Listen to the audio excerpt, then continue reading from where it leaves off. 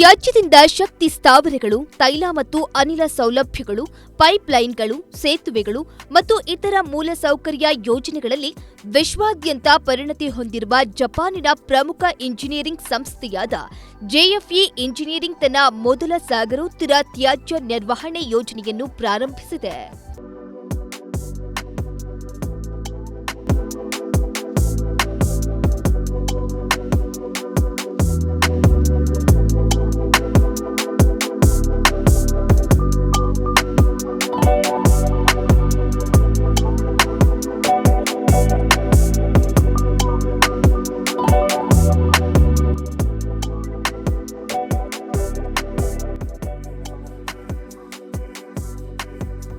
ಈ ಯೋಜನೆಯು July 2024ರಲ್ಲಿ Malaysia ಸರ್ಕಾರದ ಅನುಮೋದನೆಯನ್ನು ಪಡೆದದ್ದು ಮಲೇಷಿಯಾದಲ್ಲಿ ಸುಸ್ಥಿರ ತ್ಯಾಜ್ಯ ಸಂಸ್ಕರಣಾ ಕೇಂದ್ರವನ್ನು ಅಭಿವೃದ್ಧಿಪಡಿಸುವ ಮತ್ತು ನಿರ್ವಹಿಸುವ ಗುರಿಯನ್ನು ಹೊಂದಿದೆ.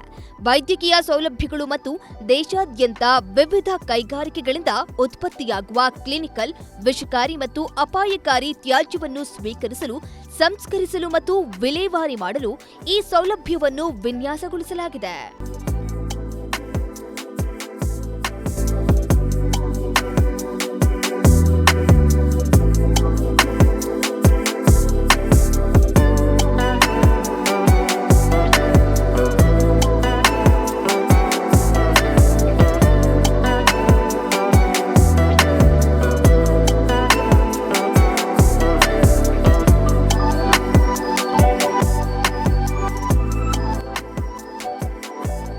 ಮಲೇಷಿಯಾವು ಕೈಗಾರಿಕಾ ತ್ಯಾಜ್ಯ ಮಾಲಿನ್ಯದಿಂದ ಹೆಚ್ಚುತ್ತಿರುವ ಸವಾಲುಗಳನ್ನು ಎದುರಿಸುತ್ತಿರುವುದರಿಂದ ಜೆಎಫ್ಇ ಇಂಜಿನಿಯರಿಂಗ್ನ ಈ ಯೋಜನೆಯ ಸುಧಾರಿತ ತಂತ್ರಜ್ಞಾನವು ಸರಿಯಾದ ತ್ಯಾಜ್ಯ ಸಂಸ್ಕರಣೆಯನ್ನು ಖಚಿತಪಡಿಸುತ್ತದೆ.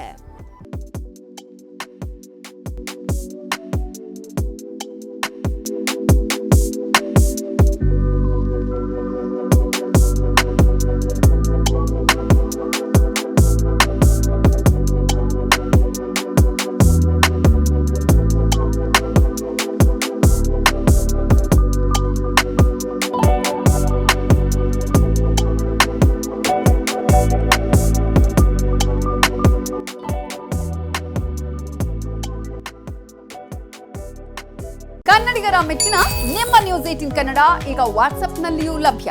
ಕರ್ನಾಟಕ ಮತ್ತು ದೇಶ ವಿದೇಶದ 360 ಡಿಗ್ರಿ ಸುದ್ದಿ ವಿವರವನ್ನ ನೀವು ನಿಮ್ಮ ಕೈ ಬೆರಳುಗಳಲ್ಲಿಯೇ ಪಡೆಯೋದಿಕ್ಕೆ ಈ QR ಕೋಡ್ ಅನ್ನು ಸ್ಕ್ಯಾನ್ ಮಾಡಿ.